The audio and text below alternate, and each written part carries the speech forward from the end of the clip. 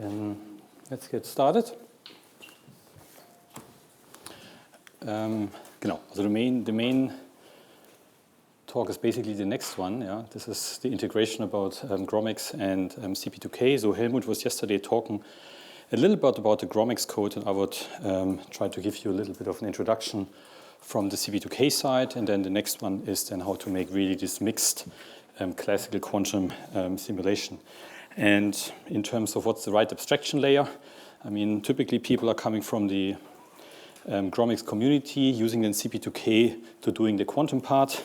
But I've also seen here yesterday a couple of faces, so I'm then trying to adapt a little bit to it, but it's very hard to make all the people happy all the time, so you will see maybe a couple of things which may be too simple for you in some areas, but we'll see.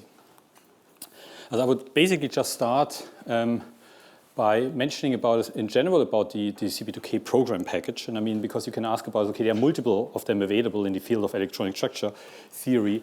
What is so special about CP2K and why there's such a big focus here on that one? So generally, obviously, you can do typical static calculations. That means optimizing, for example, the atoms, figuring out what's the minimum energy structure, can take those and then typically compute observables, which can be nicely then compared to experiments. The unique edge, what we believe is where CP2K really has a big advantage, is that it really allows to do dynamical simulations in the sense that atoms are moving, and I will briefly rehearse about this, why we find this is important. And these kind of sampling techniques, they can be Monte Carlo, molecular dynamics, so the typical ones, but they are also path integral simulations, which are having a certain right to exist, because they were actually taking also the quantum nature of the nuclei into account. And you may say about us, I don't care about these things. Helmut has mentioned yesterday that they're becoming important at super low temperature. But even at room temperature, if you have very hydrogen-rich systems, you can see some quantitative changes. If they're going low in temperature, the behavior is even fully qualitatively changing. Then there are certain techniques which are very often in the field of biosimulations important. That means reactions are happening on timescales which are, for example, like protein folding, which may be too high to simply do the dynamics on the femtosecond timescale. And then there are certain techniques, very advanced techniques to accelerate these things, but this would be going beyond of today's talk. And there are also techniques to do in the terms of photochemistry, excited electrons, and then you can also make electron dynamics.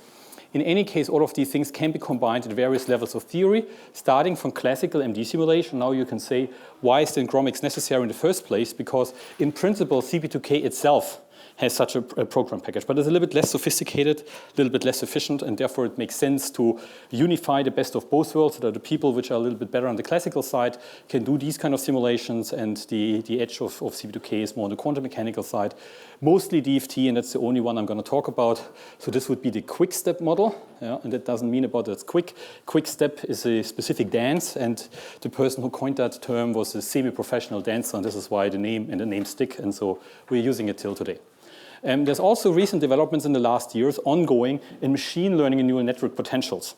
So that people trying to learn these potentials rather than these force fields, what we have heard about yesterday, basically on a higher level try to learn these kind of things and then try to represent it by machine learning potential. And this has not escaped our attention, so there's now at the moment a great interest in CP2K also have the possibility to use these machine learning and AI potentials if you want to do so.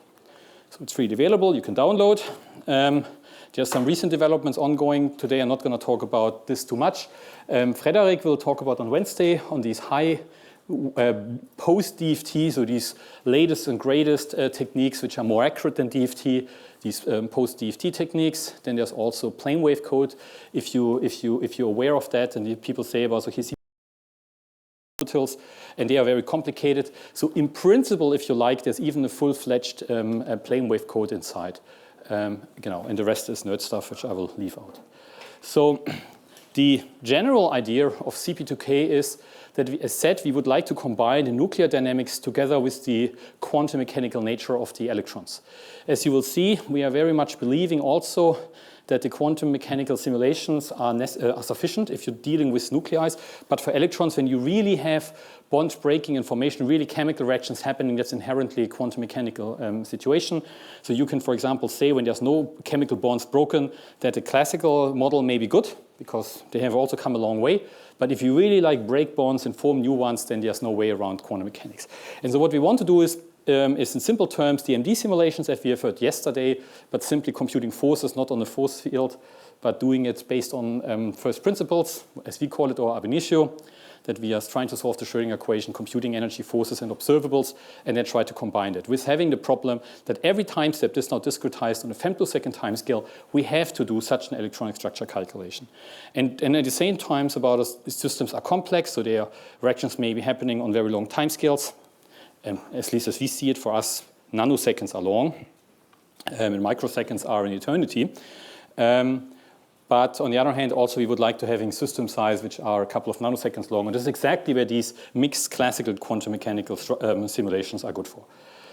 So yesterday, I want to very briefly run over that. I mean, in principle, we know how this can be done. This is the time-dependent Schrödinger equation. Also, we have seen it yesterday. And you may have seen the following statements. I assume everybody has seen that one. Yeah, this is by Paul Dirac. So that basically the whole of chemistry is thus fully known. This one is, again, the stationary time-independent Schrödinger equation. This one is also should be known to a majority of you, that this leads to equations that are too complex to be solved. What is much less known is the next sentence, that it would be desirable to develop practical approximation schemes for the application of quantum mechanics. This is, for example, what we are doing here in developing methods and developing these kind of codes. And the underlying assumption here is, and again, I also would like to only briefly rehearse that, is the Born-Oppenheimer approximation. That would be such an approximation scheme, again, had been mentioned yesterday. That means we have here the time-independent many-body Schrödinger equations. So again, we don't have these semicolons, we have these commas, so that is now a wave function for the electrons and nuclei. We have the full Hamiltonian, so we have the T's, the kinetic energies, electrons and nuclei, and then we have the interactions. These are Kühne interactions. And this is really like, and I imagine you have seen these kind of equations, but it's really fantastic because it's actually just one fundamental law underlying these things, and that's Kühne interaction. And we have only two kinds of particles, electrons and nuclei, but the interaction is just Coulomb's law. And that's it. And you try to solve that, and then you get access to the observables, and so on and so forth. So this is too complicated to solve, as we have just heard. So the idea is that you observe that there's a very striking mass separation between a very heavy nuclei and a much, much lighter electrons. And again, everything what you're saying, fast, slow, heavy, and no, is only a matter of perspective. Obviously, nuclei are also light, yeah, but they are much heavier with respect to the even lighter electrons. And such a mass separation implies a time scale separation. That means the much lighter electrons are some sort of like the typical time scale is much shorter. And therefore comes the idea, on the time scale of the electrons, if the nuclei can be considered as fixed. And then you're doing a product ansatz for the total wave function. You say it's a product of the electronic wave function and the nuclear wave function. The nuclear wave function just depends on the nuclear positions. And the electronic wave function, and now comes the semicolon, as defined yesterday, is now the only variable are now the electron coordinates, but I need to know the nuclear coordinates. And again, that does not imply that the nuclei are not moving. Yeah? So they are considered to be still, but only on the time scale of the much, much faster electrons. And then you can if you're making a product ansatz in an eigenvalue equation, that means you additively separate the electronic part and the nuclear part of the Hamiltonian. The question is, what happens with the electron nuclear? This now becomes part of the electronic Hamiltonian. And if you make further the assumption that the nuclear wave function is much more localized, and this comes from quantum mechanics because they are much more heavier, that means the quantum mechanical nature of the nuclei is much smaller. Yeah? And therefore, the wave function is much more localized. It looks much more like a delta function. And you put this in and sorting all the terms which are explicitly dependent on the nuclear coordinates and all the other terms, then you can then very simply by plugging this Hamiltonian, the sum of the Hamiltonian, plus the product ansatz in this in the Schrödinger equation, you can then end up with that form out of which you can derive two Schrödinger equations. So now everything is still quantum mechanical. This is now Schrödinger equations for the electrons, and this is now the Schrödinger equation for the nuclei. That means I'm taking the nuclear effects into account, but assuming the separation. That means assuming the Born-Oppenheimer separation in principle, instead of having to solve that Schrödinger equation, I have now to solve one for the electrons and one for the nuclei. And this is much, much, much, much simpler, but still very hard. And this is why, for example, Helmholtz had yesterday mentioned, said about, okay, for nuclei I don't need quantum mechanics, I can use Newton's equation instead, and that would be the classical limit out of the nuclear Schrödinger equation, and instead of solving, and this is what I do, but he doesn't, solve the electronic Schrödinger equation, he says, okay, I try to figure out if I can express the solution of the electronic Schrödinger equation in terms of human-made terms, which are depending only where the atoms are located and what are the kinds of the atoms. So when, for example, there is a carbon atom and a hydrogen atom, then you say about, okay, the interaction, the solution of the electronic Schrödinger equation would be such and such if the distance would be so and so. Yeah? And then you can also make the distinction if this, for example, is a dimer or if it's differently coordinated and so on. And that's the magic of force field design. Again, yesterday.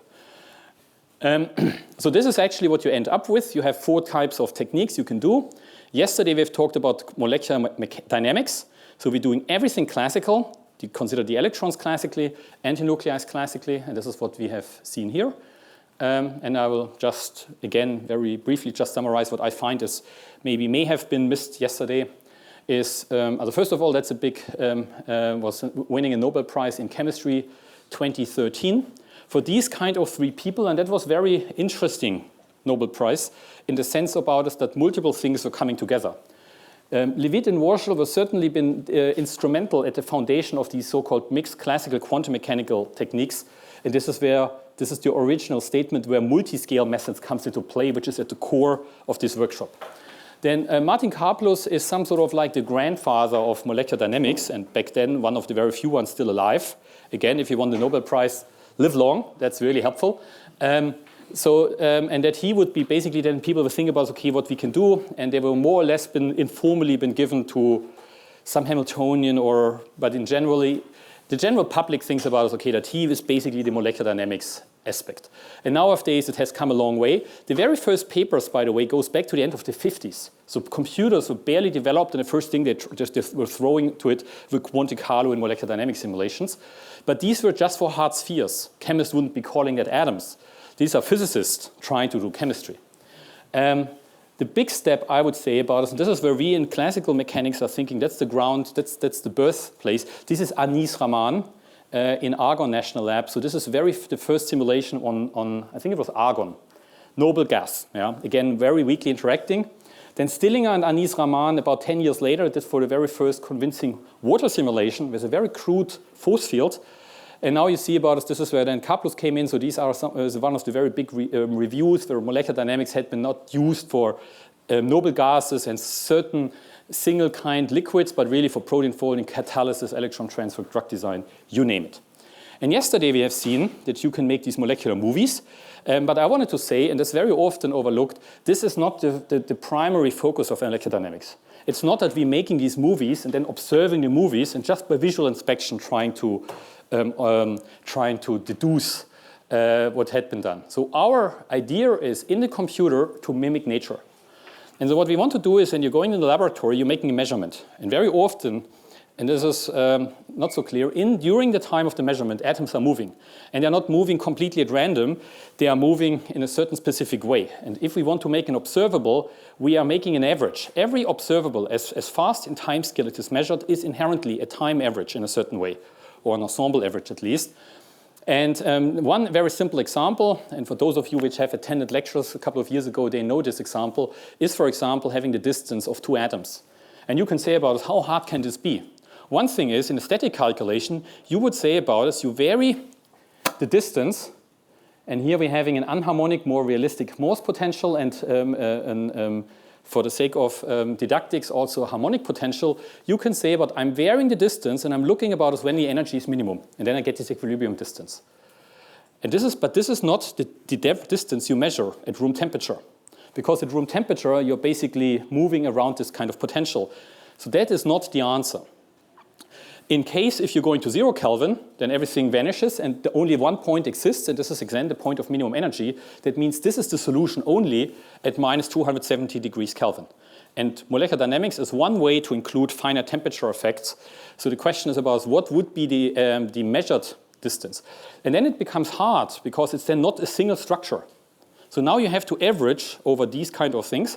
And now you can say about, okay, the minimum separation for a given kinetic energy, for a given temperature, that means this one is the kinetic energy, which I can convert into potential energy.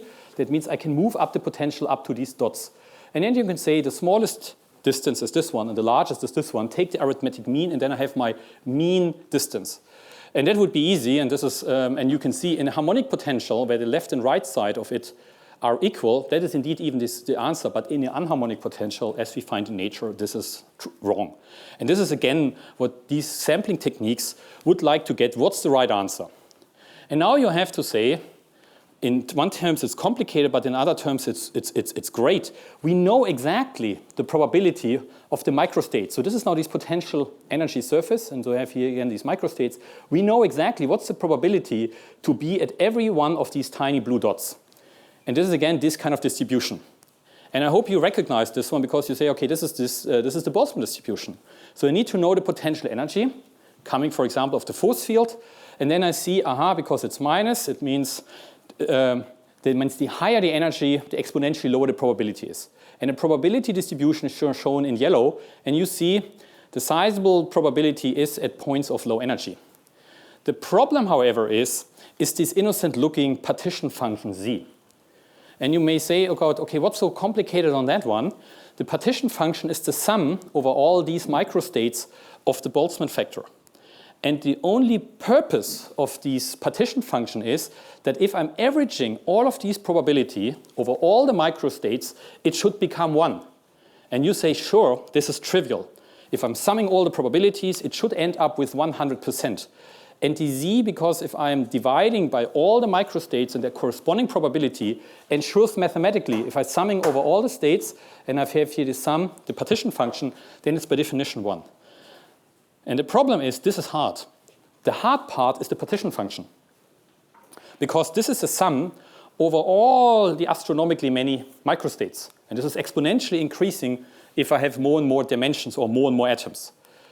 And this is the problem. The calculation of these partition functions is super demanding, even though it does nothing but just to normalize the probabilities. You can then ask yourself, can I analytically compute it? And it's generally impossible, except for very, very low dimensional model systems. Can I simply take some random points and evaluate the partition function approximately? You need too many points to having a sufficient accurate partition function. That's no way. You can say, I don't care. I'm only interested in the cases of lowest energy. I'm only taking the lowest energy point. Unfortunately, this is only good for 0 Kelvin, but laboratory experiments are happening typically at room temperature. And in that case, we have to have quite a lot of these microstates, even though the probability are much lower. So that doesn't work either. And you can say about, can I numerically calculating it? And the answer would be yes, but it needs simply too much time. So the trick here is that we forget about the idea of having the absolute probability of this point I and the absolute probability of this point j, because then I have to compute these partition functions. I'm saying about how much more likely is I versus j, relative. And if I see about what's the relative probability of I versus j, the partition function, which is a constant, which is the same number, drops out, and I get rid of the partition function, and I then only have to consider the energy difference. And this is the key. And then obviously molecular dynamics in Monte Carlo. In molecular Monte Carlo, I have no time to show that in detail. This is exactly the kind of acceptance criteria goes in, and this is obviously directly connected to that observation. And then you can say about, okay, what have it to do? So it means all of these separations are not equally likely. Some separations are more likely than the other ones. So it's not harmonically oscillating, like in the green potential would, but it's really unharmonically oscillating. And then you have to say about what's then the mean value, and you see about, okay, on the left side, there's more area of low energy, so it then shifted somewhat to the right, and this would be then the correct solution. So what does it mean? So what do we want to do with these MD and Monte Carlo simulations, and then I would like to stop with that, is that we are interested in thermodynamic ensemble properties. That means at typically finite temperature, pressure, we would like to say averaged, ensemble average with the proper weights. We would like to get all kinds of observables which depends on the atoms, not on the electrons, on the atoms. Because here we're just talking about the nuclear Schrödinger equation. And so what we have to do is we have to form very high dimensional integrals over all the kind of positions the ensemble, all the atoms in the simulation box can take, with all the thermodynamically accessible velocities or momenta. And then we want to compute the average of A. This is what we see here in these things. This is the ensemble average of the property A, and that must be position and momenta dependent. So that's the nuclear quantity. And then we have to properly weight it with the correct probability as this configuration with that positions and with that momenta are in nature occurring. And if I do this long enough over sufficiently many points, then I get the correct quantity I want. You can, with the MD, you can also compute dynamical properties, but I will leave that out. And this, for example, is the potential energy surface of a very simple two-well system. And these are these points. And if I would, for example, compute an NMR spectra, I would ask what it is at this point, this. And then I'm multiplying it with the probability this configuration occurring. So this one with a very high weight, this one with a substantially lower weight, and then everything together gives then the observables. You'll then compute, we are then measuring in the laboratory.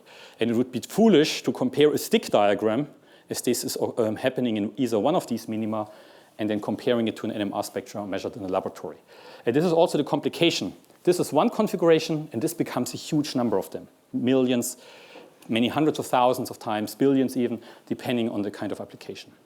And so the idea now of molecular dynamics is, rather than sampling all of these points with the proper weights, that's the Monte Carlo business, and then there's important sampling to make this super efficient and so on and so forth. But the idea is that there's a hypothesis underlying. And this is the so-called ergodic hypothesis. This is now a configuration, if we simply say about this is what nature is doing, it starts with one point and then basically traverses the potential energy surface automatically just following the nuclear forces. And this is what we're doing with an MD simulation. But the trick is that this now allows this trajectory. If we're averaging along this trajectory, the ergodic hypothesis tells if the trajectory is long enough, that we are converging to the same observable, to the same expectation value as we do when we do the ensemble averaging here for sufficiently many points. And you may ask how this is the case, because I'm lacking the Boltzmann factor. It's not there. Here it's only a time average. So the only thing is why these things can be the same is if the ensemble average and the time average are the same, and the configurations along this trajectory are already Boltzmann weighted. And the answer is exactly this is the case. And you may say, okay, this is like magic. How can this marble or how can nature basically know about us? What is the probability of each of these states without computing it? Atoms are not computing that. They're just following the forces. And the trick is that every time I'm computing forces, the vector points downwards in areas low energy, in areas of high probability. And if I'm then making a histogram, automatically the Boltzmann distribution emerges. So that means the states, the microstates along any trajectory are already Boltzmann weighted, and therefore there's no Boltzmann factor inside. I can simply make a molecular dynamic simulation and compute the time average. And this, I guess, is really at the core of these MD simulations. So unfortunately now, this is exactly what all the business is about, is the potential energy surface is not simple. The numbers of degrees of freedom is exponentially increasing with the numbers of atoms. This is an exponentially increasing search space. And even if I have very few atoms, not even close to a mole, this is astronomically large, this space. And the point is you can say about, okay, I would like to evaluate like this one, but all the points, very fine. And this is a completely lost task, because if I'm adding a couple of atoms, the space becomes exponentially larger by adding atom by atom. But for some cases where people would like to really know it's super accurate in the area of quantum dynamics, for photochemistry, for very, very tiny molecules, this is still done. People do that.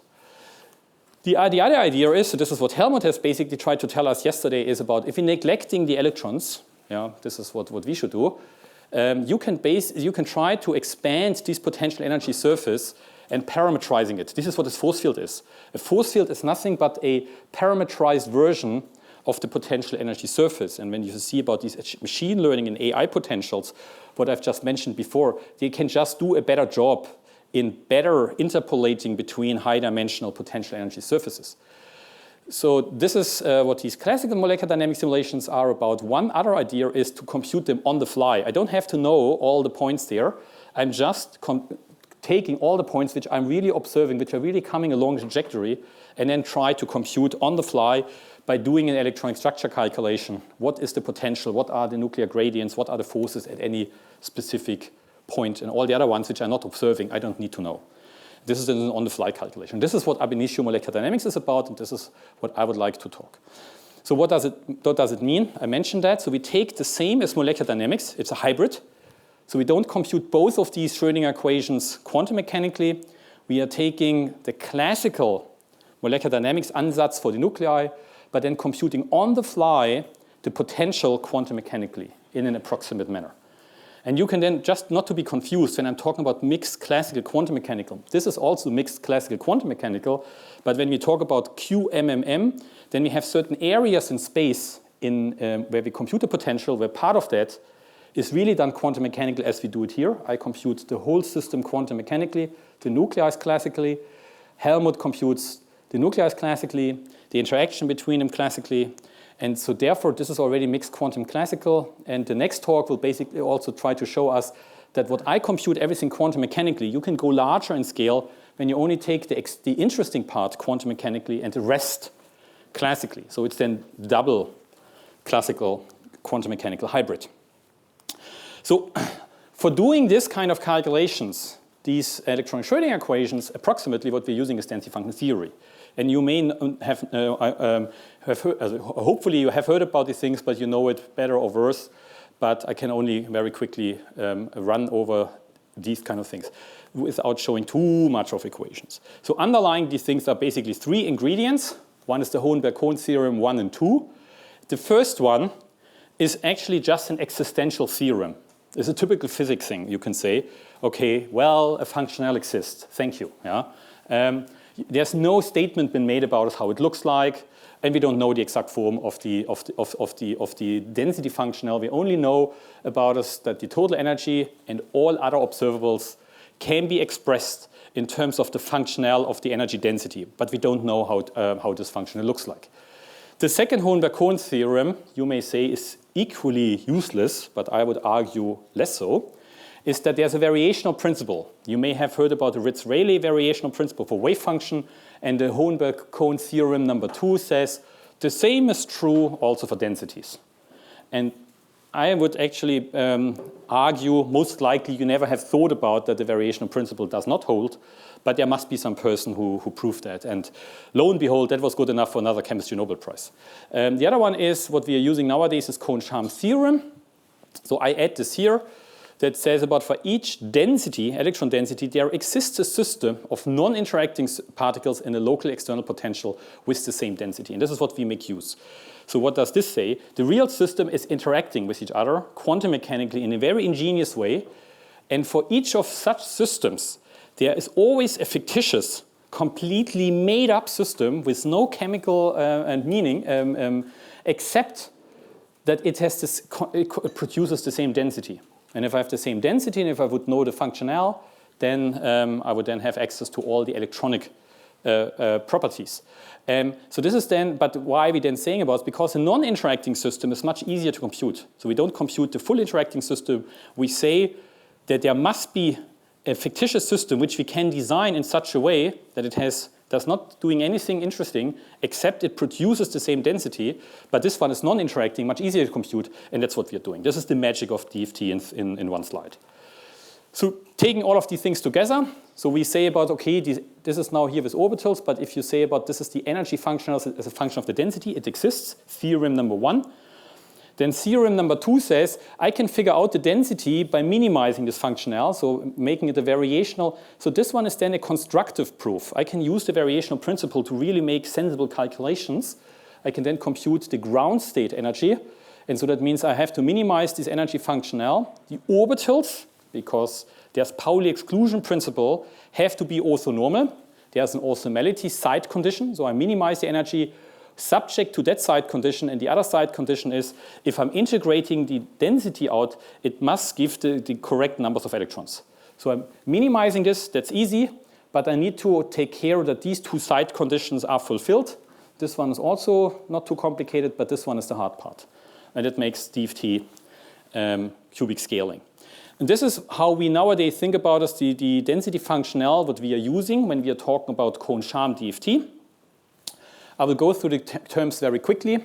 So we have here, it's only the electronic Schrödinger equation. We have a kinetic energy for the electrons, And these are now non-interacting electrons. So I can ask every electron, what's your kinetic energy, what's your kinetic energy, what's your kinetic energy? Since they are non-interacting with each other, I sum them up, and this gives us the kinetic energy. You know it cannot be the real one, but this is the kinetic energy of a non-interacting system.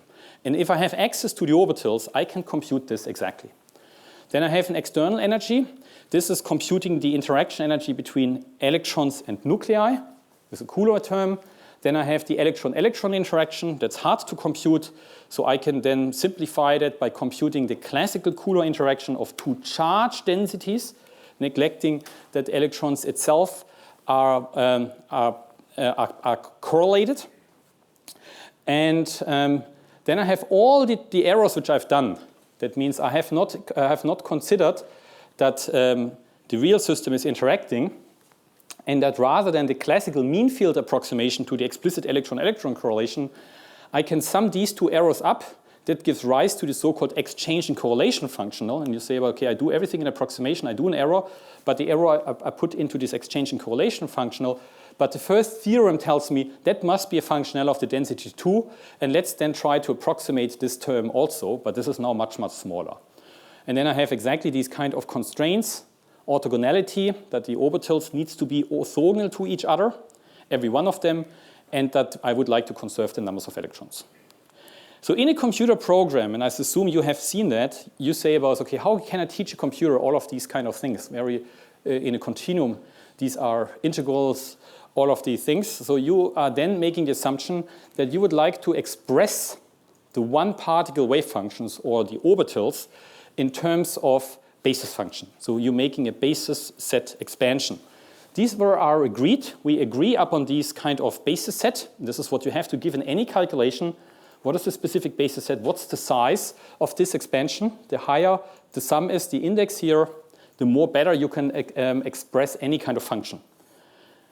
Not fully correct, but you can also think about this like representing a fit function. You have seen it, for example, when you see about this an experimental thing, experimental measurement, and you would like to express it in terms of a superposition of known function. This is the idea.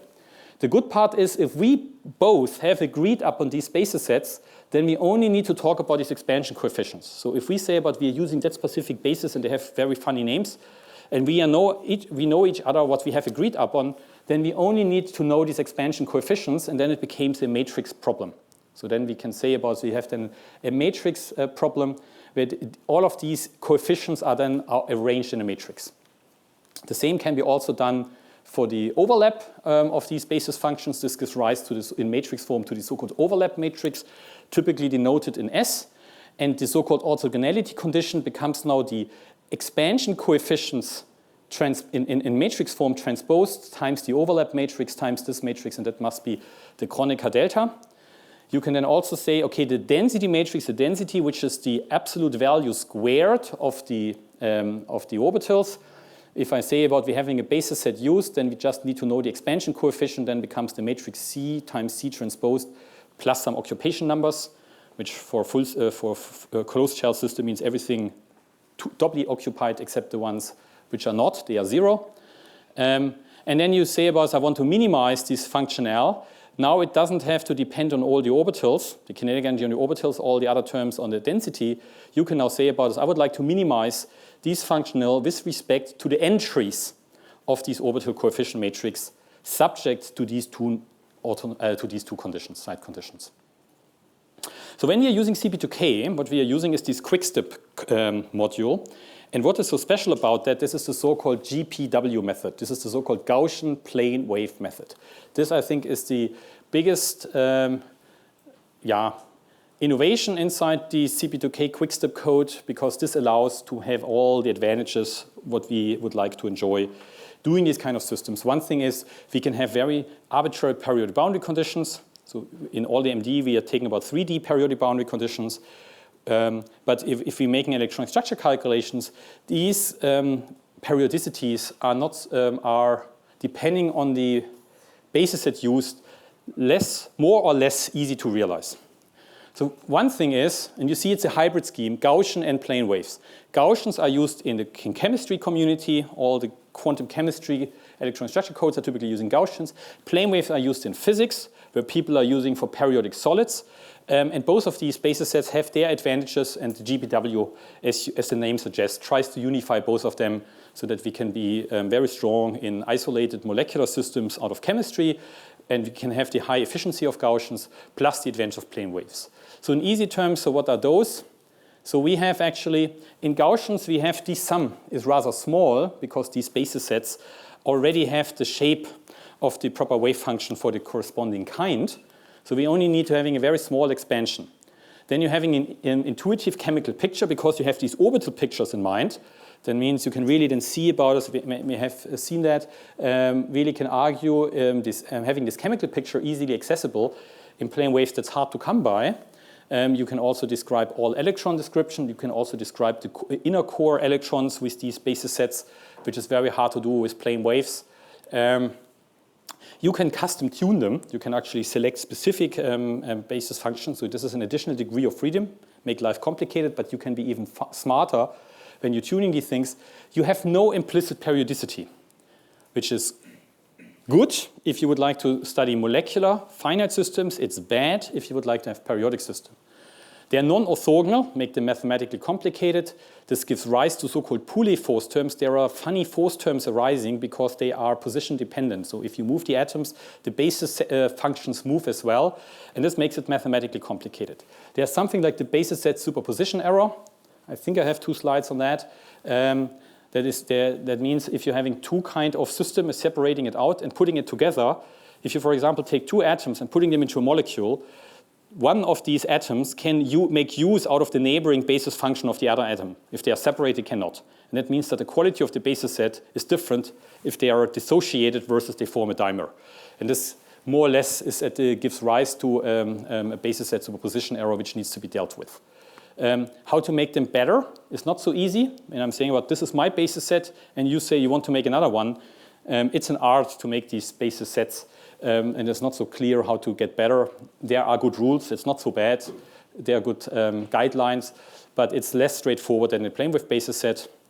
And in a plane wave basis set, you have seen about this, everything is directly. There's no of the Poulet forces. There's no basis set superposition error. They are orthogonal, makes the math easier. They can be systematically improved with just one parameter. And you can say, why not everybody using the same these functions?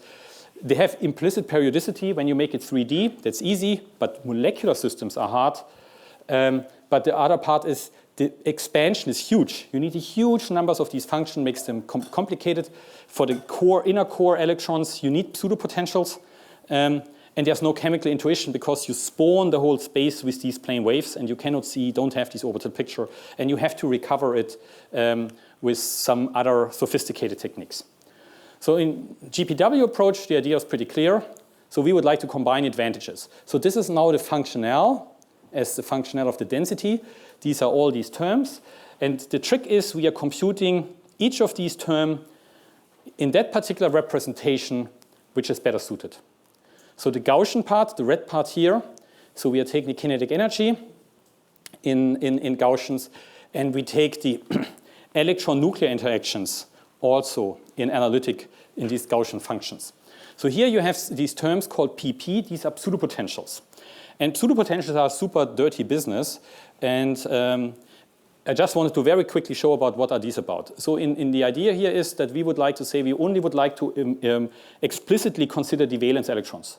Because for chemistry, the valence electrons do matter. There's a couple of advantages using these pseudopotentials. First of all, we get rid of all the core, the inner core electrons. And they are much less to consider. Calculation becomes faster. We have the numbers of electrons as a thing are then directly been neglected. So we don't have to consider all the electrons. For heavy electrons, that makes a major difference. And if we have very heavy things, there's atoms, relativistic effect becomes more and more important because the very close inner core electrons, even though they are very light, they become so fast that the speed becomes close to the speed of light. And then in principle, we have to include relativistic effects. And via these pseudopotentials, we're having a very good way to cheat ourselves in a certain way that we are including these kind of effects in the design of these pseudopotentials, so that we don't have to explicitly compute relativistic effects even for heavy atoms. So this one may be even an accuracy advantage in spite of the fact that they are reducing the computation effort. So a couple of next slides are just for the sake for your documentation. I want to quickly go over that. In you using CP2K, there is a database where these pseudopotentials are there. You don't have to deal this yourself. It's really an art to design that, and people are doing this for over decades to improve these things. You don't want to go into that field if you just want to do calculations. There are other people which can do that for you. Yeah. I just wanted to say what is, I think I've mentioned. I will jump over that one. That shows a little bit about.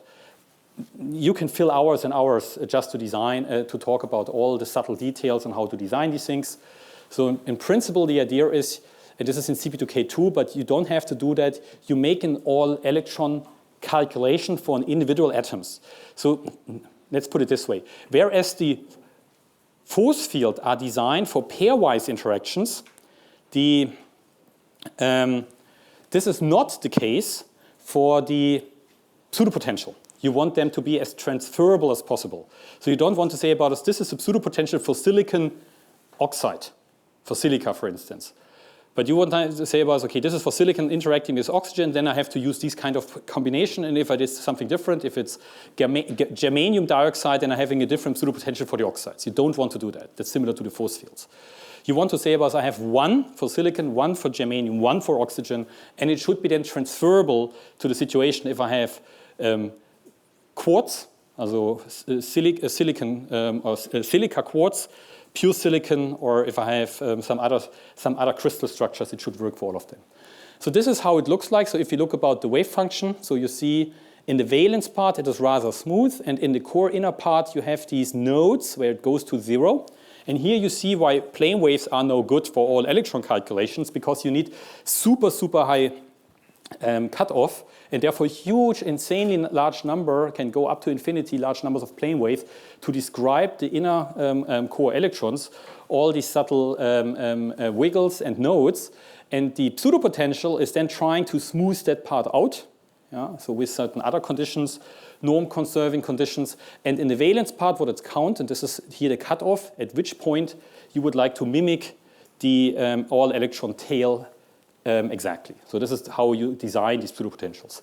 In CP2K, specific form is used. It is separable into local and non-local parts. This is what you see here.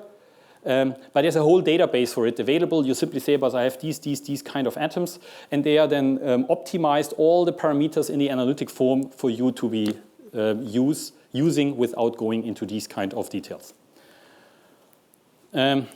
I leave the slides inside. If you want to know a little bit more, you can check them yourself. The other part, which is the Hartree potential, that was for the electron-electron interaction, but we do that for all kind of Coulomb interactions.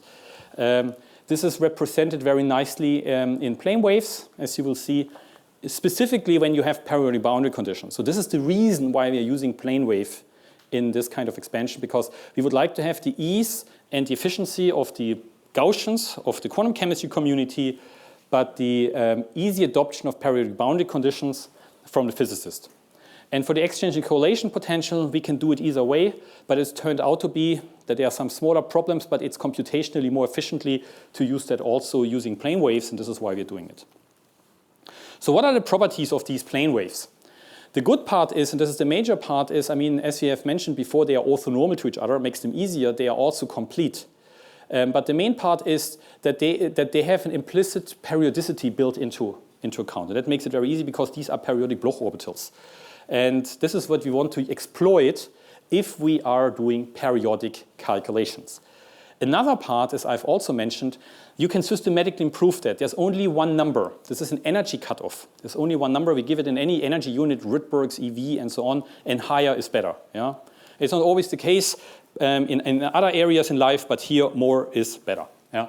And that means, what does it correspond to? That means this goes to a grid, and if the cutoff is higher, then you're having a higher resolution of grid points, and then you can represent this. So the only things if you want to know that the basis set size just depends on this energy cutoff. If it's higher, you have more points for a given unit of volume. And the second part is the volume.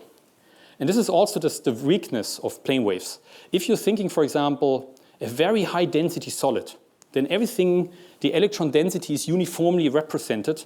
And then obviously these plane waves are very good because the volumes are small. If you're having a more biological system for which matter is sparse, or a MOF system where you have a lot of air inside, plane waves are filling the whole volume with a given density as determined by the cutoff.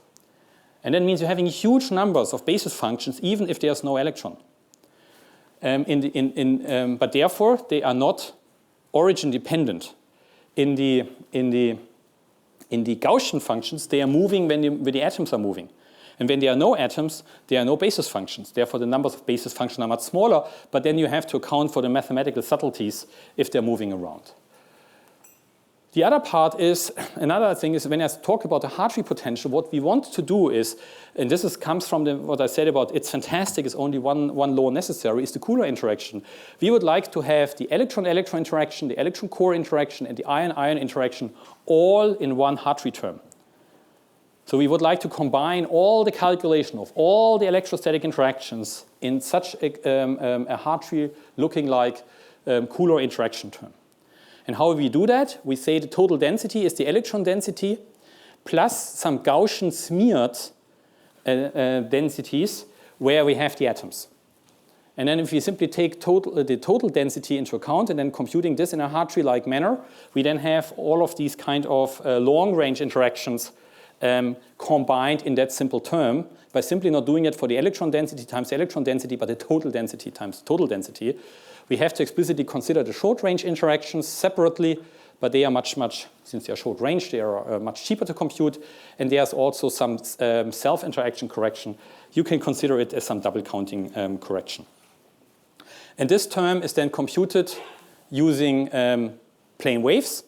And you see about what you have to do. You have to give a plane wave cutoff, like in a plane wave code, and you also have to give a Gaussian basis set. That makes it, this is the price for you as a user. It becomes a little bit more complicated to exploit this kind of added efficiency, that you have the advantage of both basis functions, but you also have the complication from the user perspective of two kind of basis sets.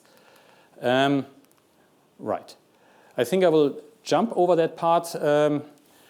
I would just, for example, just give you a flavor of what's the idea. The idea is that we would, for example, have the density. In red, this is in real space, and in blue, we have it in Fourier space. In real space, the idea is if we want to compute the Hartree potential at the presence of periodic boundary conditions, this can be much easier done, for example, in a plane wave representation in G space. So therefore, we are saying, okay, let's do everything as much as possible. If we have this term here, we were saying about the first terms, we are computing in real space using a Gaussian representation. We would like to Fourier transforming, for example, the Hartree term in Fourier space, and then we can then compute the Hartree potential, and the Hartree potential means not the electron-electron interaction, but also electron-nuclear interaction, with the presence of periodic boundary condition by summing over all of these grid points. And then we have made use that this can be much, much easier done in Fourier space, and then we're doing an inverse Fourier transform and bringing everything back in real space.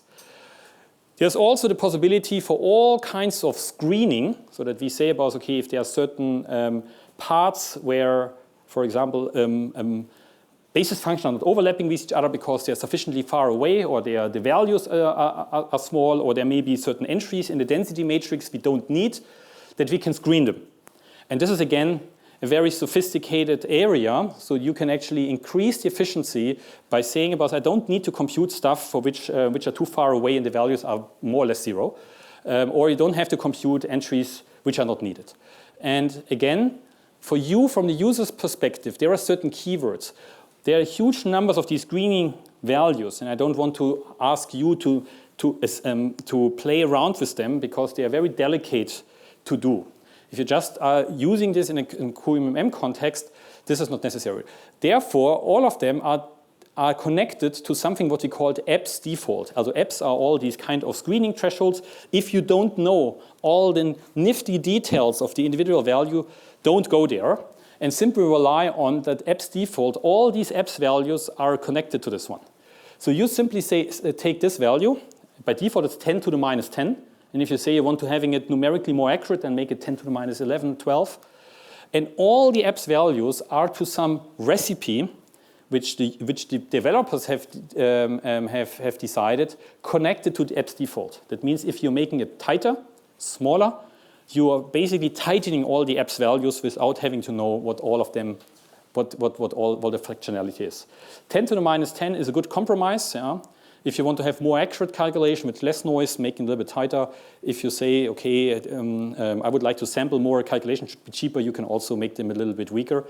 And then it means that there would be, all the matrices become sparser, more stuff is neglected. Yeah? That makes the calculation faster, but going at the expense of accuracy.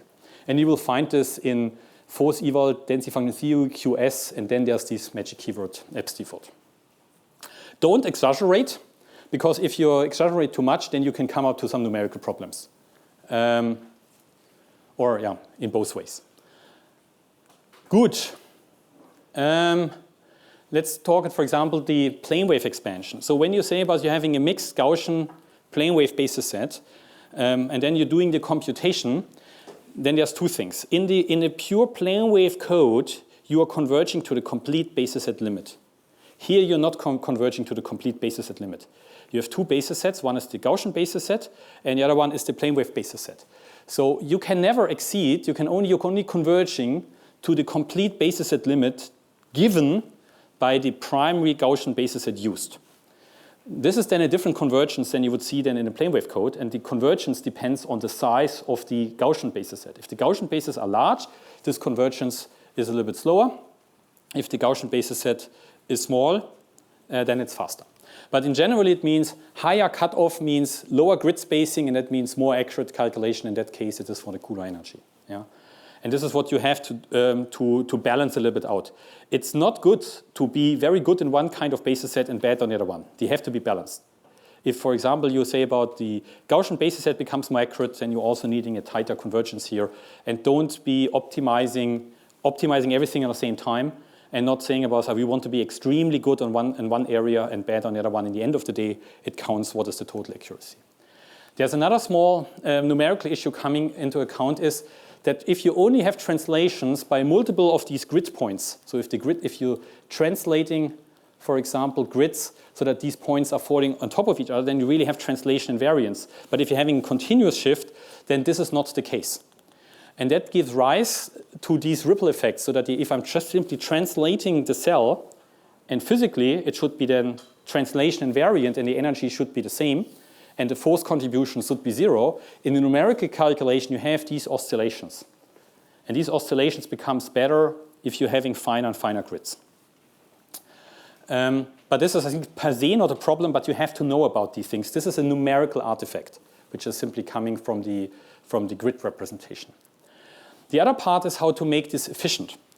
So you don't want to make all the computation on the finest grid. So here you have the exponents. If the exponent is rather large, then these functions are rather steep. And if the exponents are low, then the functions are rather slowly varying in time. And so you can say about, okay, you have for each bunch, for each family of these things, you say about, okay, there's a huge number which having a very small exponent, and there are some of them which having medium-sized. You put them on different grids. So you want to make the most of the calculation on the coarsest grid possible, but in the end of the day, would like to have the accuracy of the finest grid. But the finest grids are only needed for these ones having these very, very high exponents. So that's the idea of multi-grids. And by default in CP2K, we're using 4 of them. But there are certain keywords which you will find in the so-called M-grid section. Something is the cutoff. That's the one I mentioned. Then there's a relative cutoff. This gives the progression about us, okay, how coarser are this is the cutoff of the smallest, of the finest grid. And so there's a certain way how to design the other multi-grids, what is the grid spacing. And this is then impacted by the relative cutoff. So here you can also use higher values for higher accuracy. Then there's the numbers of these multi-grids. They make the calculation more efficient. but give rise to a little bit of an overhead. So 4 is the default, but I would, for example, suggest 5 is also a good way. And you can then turn them off and on as you want. This is what for you may be interesting for a specific test system. This is now 64 water molecules. If I have just one grid, that means I have one grid with this grid spacing. So this one gives rise to this energy. If I'm having one finer grid, then you see about the energy becomes more accurate. But you see the computational time, this is what it's done. The multi-grids would like to have the accuracy of the finest grid here, but having 4 of them in the computational time drops. And you say, oh, you have to see about, okay, if I'm using 4 multi-grids, you see, okay, these ones are pretty close to each other, and the computational time is a factor of 9 or 10 lower. It's becoming even more aggressive if you're using higher cutoffs. You say, okay, this accuracy is not sufficient, I need to having a higher cutoff. Then you see that's the computational time of a single grid. If I have more multiple grids, then you see you win more than a factor of 20 without conceding too much in terms of accuracy. That's what you see here. This is, by the way, the EPS default. Yeah. Here you can say, okay, if I would like to have even insanely large cutoff, but then it cannot be doing it with a single grid, that's too expensive. So here using the 6 grids, then I'm getting this number with a very, very high cutoff. You can say, okay, I would like to increase EPS default by a value. You see about this, okay, that is about the added gained accuracy you see. You can go in the other way, okay, let's do it a little bit more aggressive here. And then you can see here. But you see all these kind of facts comes into play. This is the plane wave cutoff. This is EPS default. This is the numbers of grid points. This is the energy what you're seeing, and this is the timing. And you have to find the best compromise. What is the best price accuracy compromise for your specific application? And you can play a little bit around these factors, but there are also some meaningful defaults been defined when you're making these kind of QMM calculations, as you will learn later. I've expressed basis set superposition error. But what does it mean? So these are, for example, typical basis set sizes. These are now the Gaussian basis set sizes, and these are more and more accurate ones. You see, first of all, the basis set superposition error goes down, and you can then say about, okay, how much is needed. But this is the wrong way to look at these things. So this is now for water molecules from an MD simulation. For me, it's more important, if this one is the spread is rather small and it's just been shifted by an energy amount, forces are not affected. In chemistry, we're interested in energy differences, not in the absolute energy per se. So that means if the spread is rather small but just shifted, that's good enough. And you see, for example, okay, maybe this red double zeta may be too small because I'm having here a spread of, let's say, kcal per mole. But if I, for example, using here this triple zeta, then this may be already been a couple of tenths of a kcal per mole. And I also need to understand DFT isn't perfect. Yeah?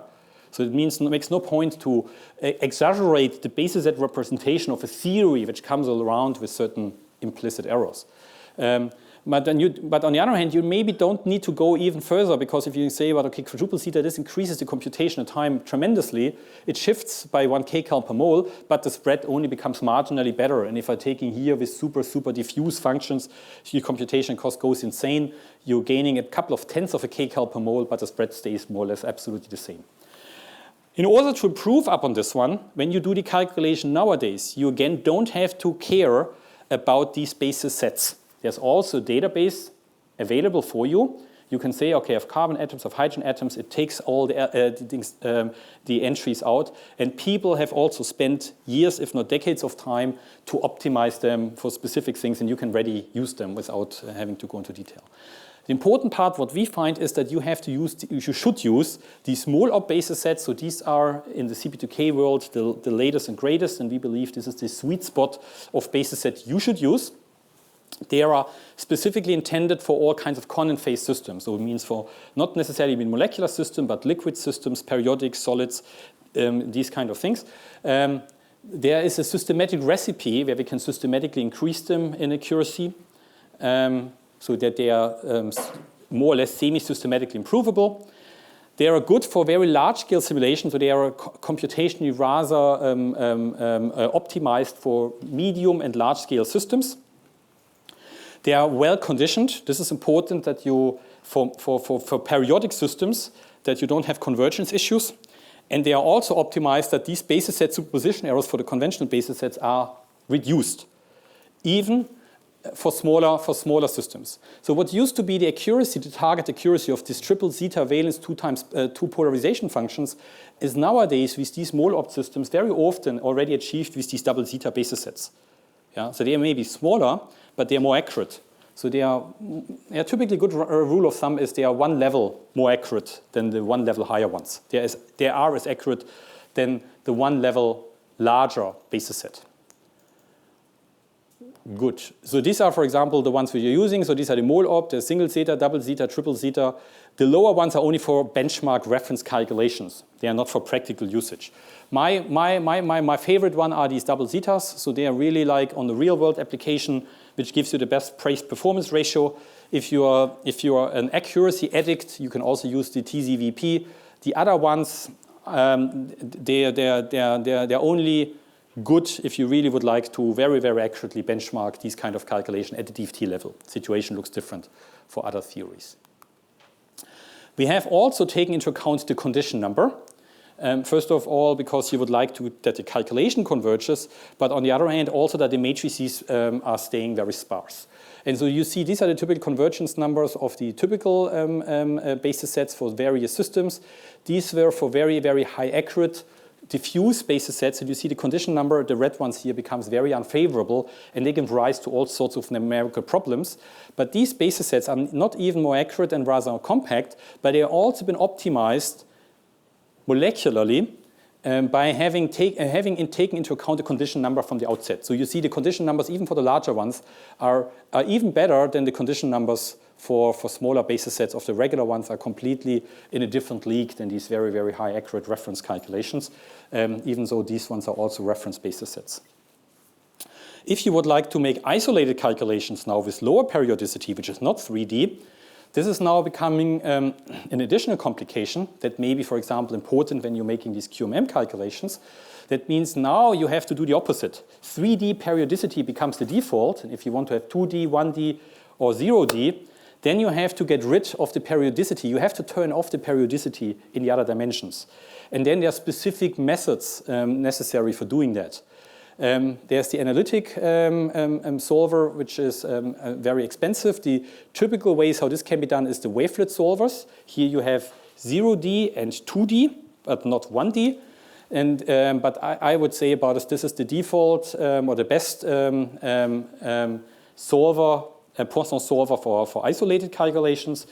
The Tuckerman-Martina solver is very robust. It allows for all kinds of periodicities from 0 to 2D periodicity as you want, but you have to increase the cutoff. You have to double the cutoff to get this decoupling been done fully exactly. But if you're interested in fully isolated, but means 0D, I would suggest to use the wavelet solver instead. It's easier to use, it's a little bit faster. Good.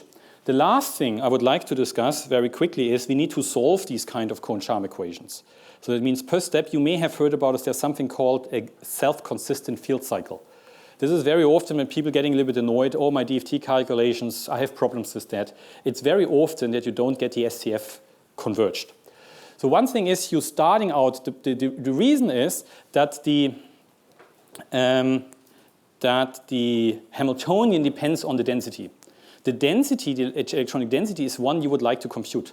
So that means I need to know the density in order to formulate the right Hamiltonian, but I don't know the answer. Otherwise, the problem would be solved. So you start out by guessing the density. Then you compute the potential, which is a functional of that density, which is not the exact ground state potential then. You can then diagonalize these Kohn-Sham matrix. You're getting then the eigenfunctions and eigenvalues out. The eigenvalues is important ingredient for the energy, but the eigenfunctions are the orbitals.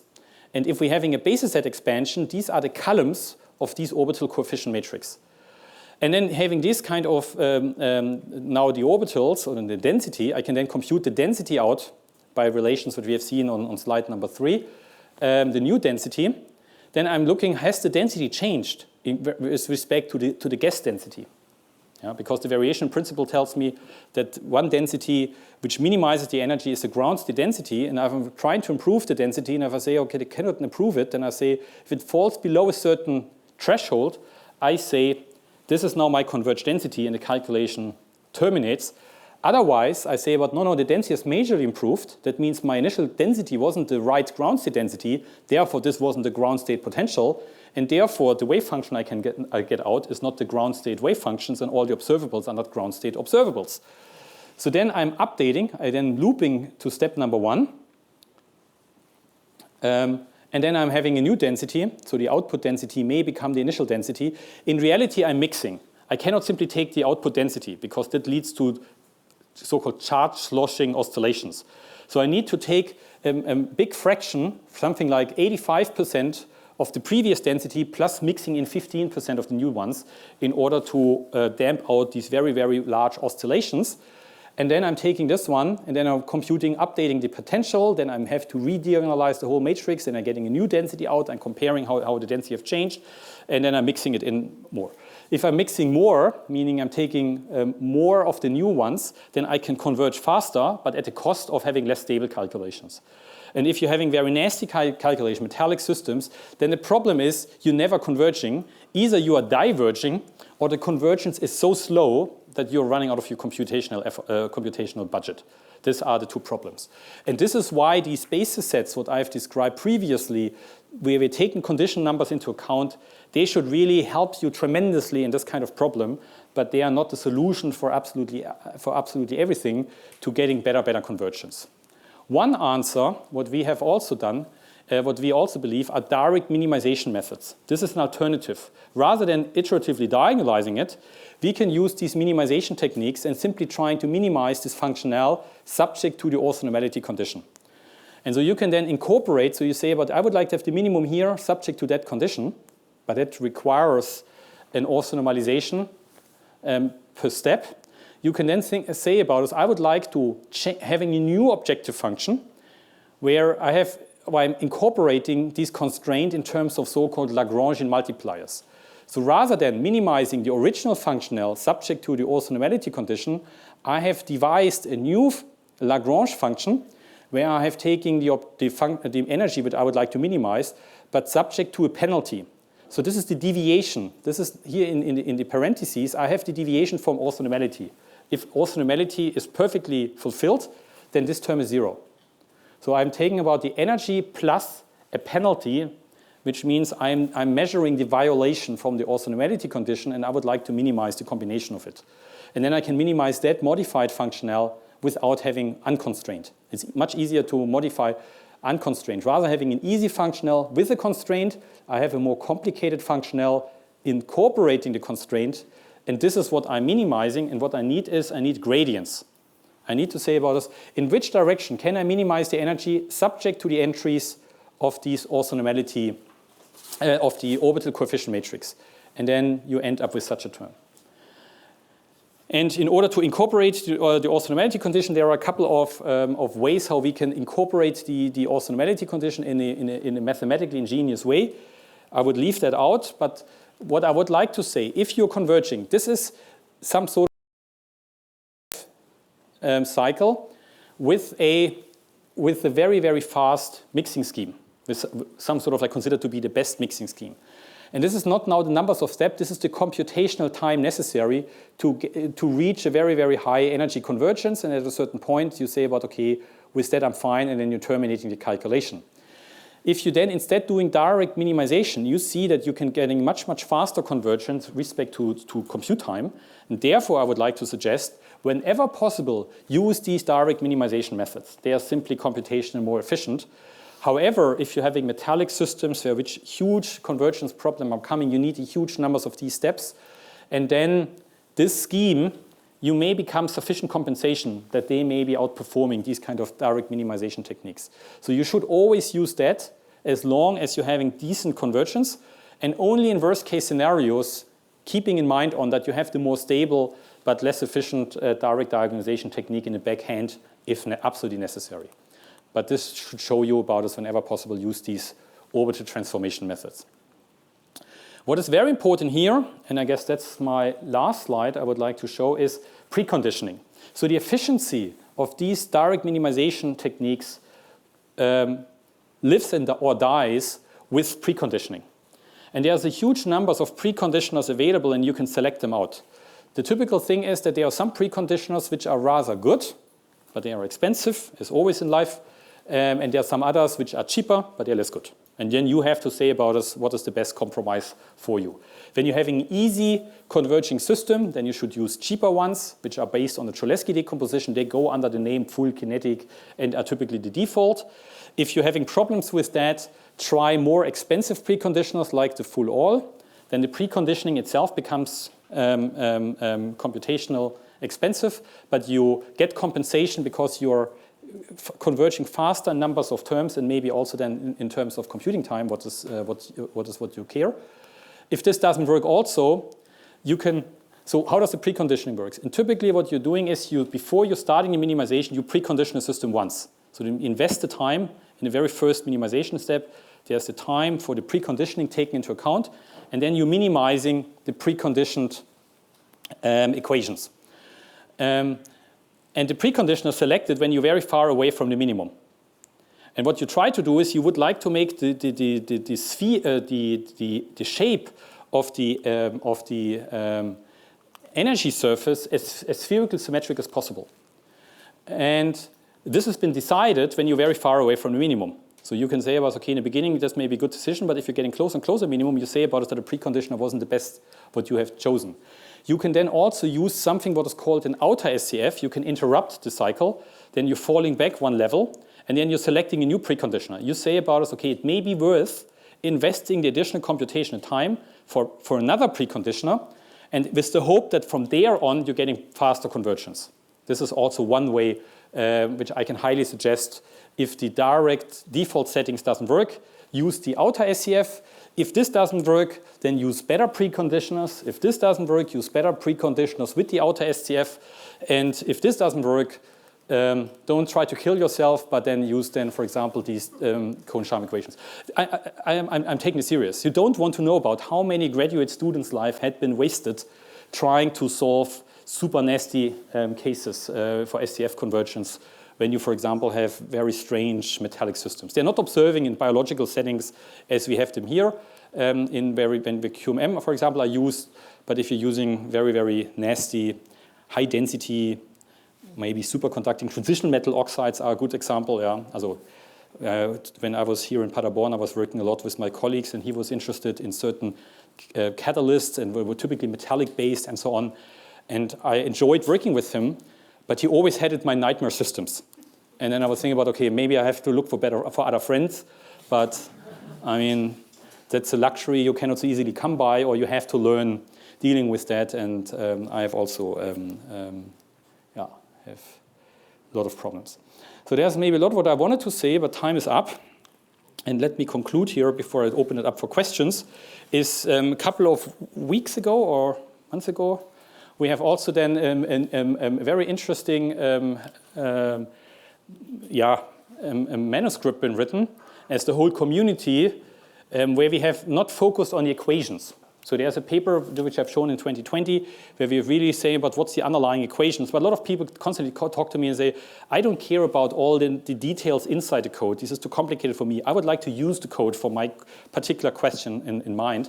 And I don't want to go that deep in level, but I would like to have practitioners, tips and tricks at hand. And this is what we have done here. You will see that there still quite some equations inside, where we try to minimize them to the minimum, or what we consider to be the minimum for you to having a sufficient good understanding that you can help yourself best. And a couple of advices which I've given simply because of years-long experience are encoded in that particular manuscript, so which you can freely download from archive. You will see it is horrendously long, but you can then select out the section which interests you more. For example, how to get the SCF convergence, what does these basis sets, what's behind that, and so on and so forth. And with that, I think I'll stop here and then take some questions.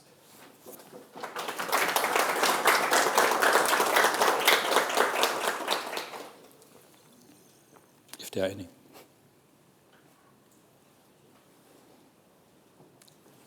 Yeah, go ahead. You mentioned that you're using basis set and plane wave. Is there any rule of thumb or any library where you say you have to use this basis set with this cutoff, or how do I choose optimize? Good question. Okay, also first of all, what we are using are not a basis set and plane waves. Both of them are basis sets. Yeah. Good. We are using a Gaussian and a plane wave basis set. And your question is, I mean, if it would be that easy, then we would simply have said about, okay, 200 is the number. Please use that. So let's start with the Gaussian basis set. So these things are system dependent. So it depends on your specific system. So you cannot give specific advice. It also depends on the particular property you're interested in. When you when you just want to use MD, I'd say just because this is the primary example, then you're, for example, a little bit more tolerant with noise.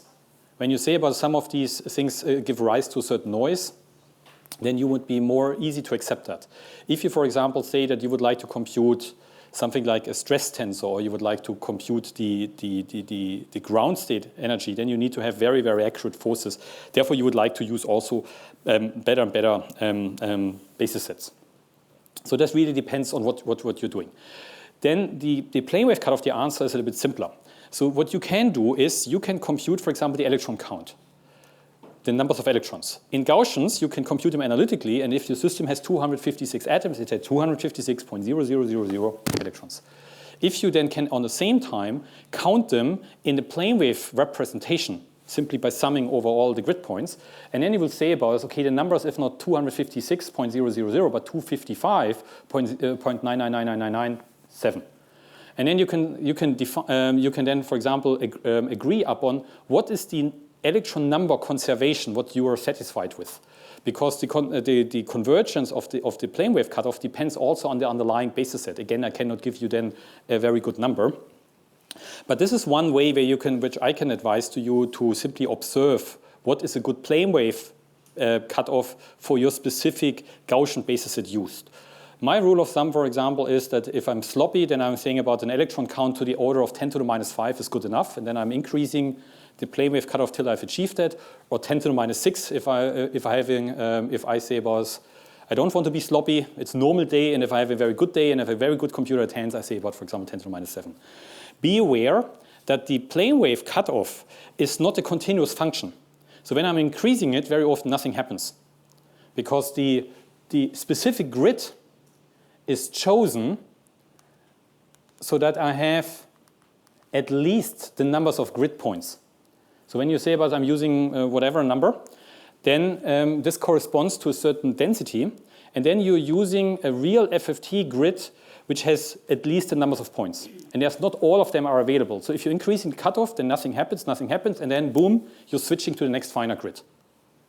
Okay, so therefore, people are saying about, okay, I'm 360, 370, 380. They say nothing happens, so I'm fine. That's not how it's done. But then, for example, at 400, then you're using the next finer grid. So this happens in steps. Yeah? Okay, I think this is what I have to say along those lines. Yeah.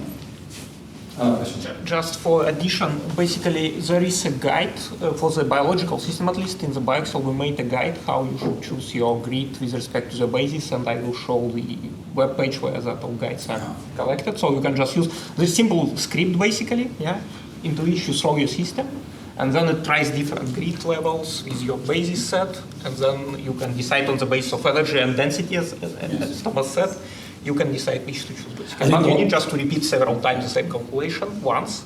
Just choose at once and set up. And in all fairness, it's not rocket science either. Yeah? It's not so complicated. That means when you, for example, talk about here in a QMM setting, very often you're talking about certain biological systems or you're talking about organic chemistry, then you are really been confined to certain typical suspects of elements. So you can get in very easy a rule of thumb, what are the typical values. And you can then obviously work out optimizing this value, but you can also say computers have come a long way, take a little bit more here, take a little bit more here, then you experience and you typically do it fine. That's also, for example, how I'm doing these things. You know? And you can solve all kinds of problems with using a little bit more of computing time. You have to think about this. You're investing your time and investing the time of the computer. Yeah? And sometimes you can say about, okay, if the computer takes a bit more time, that's been fine. If you're, for example, saving 3-4 days of your time, but you should not be excessive. The multi-grid, I think, shows you very good.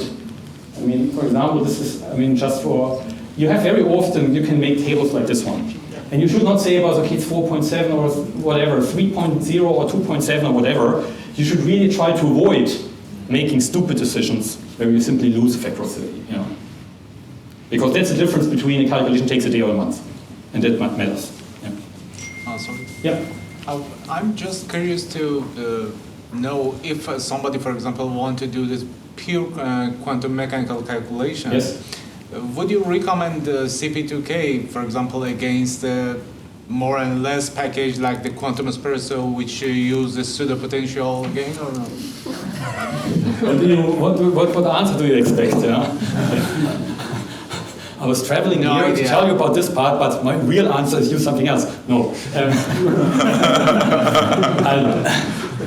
Again, it depends on what is your specific application case. I mean, if you don't tell it any other person, I'm using majority CP2K, but I'm also using the kind of other programs you have mentioned. I make the decision on the specific thing. I'm very committed to that specific code because I'm a true believer, but I see there's also application cases. What I can say, where this one has, these Gaussian approaches, these Gaussian plane wave approaches, is generally having a huge advantage in terms of accuracy. Where is this important? In some systems, if your volume is very small and the things, the difference in efficiency are not so large. And here you can then say about what you like more and so on. But if you're having sparse systems, which are rather large volume, densely populated, very many times of atoms, here CP2K becomes better and better and better, and in a certain way there's no alternative. But these convergence issues, there are a couple of additional complications. You have two basis sets, as we've heard, give rise to some additional questions you don't have in your plane wave basis set. Convergence issues are much more problematic in these localized basis sets. Then you can make a decision. My answer to your question is what I tried to say in the very beginning. You should always use, under any circumstance, CP2K as you want, because if you want, for example, to have exactly your question, you say, but I have an application case for which a truly plane wave basis set may be advantages, then you can also do that in CP2K. The Sirius package is nothing but a quantum espresso clone, with the only difference is that it's a little bit more efficient, but having a little bit less observables. Yeah? So you can actually do it. We have actually even done benchmarks. You get on the T exactly the same numbers in quantum espresso if you use the same pseudopotentials, simply getting them a little bit faster. Yeah. Yeah. Consider that we have a system like metal sulfides Yes. and molecule adsorbed on it. Yeah. And we need so both describe the localized property of the molecule and at the same time periodicity of the metal surface. So these Gaussian plane wave basis set are good for describing this kind of system? Yes. Also what you're saying about is a metal surface and then liquids something on that, or a molecule on top? Molecule on top. Yeah, also this is, I mean, first of all, I have to say these are complicated simulations. There's various ways to do. If you, for example, having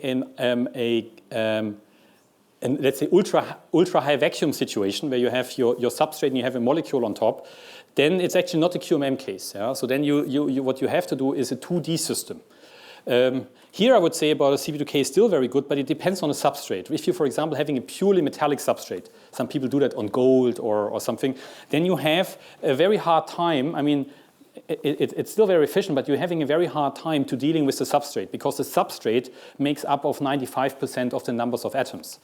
And you don't have to having a QMM setting. If you, for example, have and then it depends on a specific system. I would try still to use that, but at a certain point, if you're never getting it converged, there may be a point that you have to go into a plane wave. But it will be nasty anyhow, because if you're having a plane wave code, you're having a lot of vacuum, because you would like to making a supercell, and then you have to use huge numbers of these plane waves, and that means typically that people are conceding the XY dimensions of the system in order to model these kind of systems. Yeah? Also, as you're doing it, it's not the easiest system. Other part is if you, for example, what a lot of people are doing is they're having the substrate, then they have the molecule, as you have mentioned, and they, for example, have also solvent on top. Then it becomes a QMM case where you say about, okay, the QM region, maybe, for example, the substrate plus the molecule, and then you do everything else by this thing. But then you have to say there's also there's even a specific mode for these kind of situations of QMM. It's not the straightforward QMM calculations you have to do. There's also some image charge effects what you have to properly take into account. In CP2K, we have, for example, also a QMM mode for which we are doing that exactly for these kind of surface problems you're mentioning. Yeah. Also there's no very clear answer I would say about this. Give it a shot. I think you have a good chance, but there may be also problems with the substrate, which makes it a hard time, and then potentially you have to revisit this kind of decisions. Yeah. Thank you. For the system that undergo charge transfer, for example, like ionic liquids, DFT prepares like charge delocalizations, and then it contains, I mean, in CP2K it does this kind of thing to account. I mean, the system that undergo charge transfers. Yes. Okay. And, I mean, can we integrate both the localized and delocalized charges? There's nothing wrong with that. Yeah. The point is, in these kind of systems, you have to ask yourself some other question. First of all, you're just talking about pure quantum calculations, yeah? I mean, it depends on a specific system you're using. In some cases, you may ask if DFT is the right level of theory or something higher is necessary. The basis set itself does not prohibit the charge transfer effect to happening. So this is not a question that we are using localized Gaussian functions. Yeah? But there may be a question if DFT is sufficient accurate theory. Yeah, and this depends on what kind of specific system you would like to look into. If you're saying about we are doing a QMM calculations, then there are a couple of additional things which needs to be considered. Yeah. Can we add a dispersion correction? Like yes, sure. Also dispersion correction, you say. Yeah, this is default. Okay. What it means is that what you're talking about are van der Waals interactions. These are these weakly interacting systems. So if you're using these typical local or semi-local functionals, which very often in the context of this workshop are still the method of choice, then van der Waals interaction are not properly taken into account. And there is the possibility to have these typical dispersion corrections of version 2, 3, and nowadays even 4. Yeah?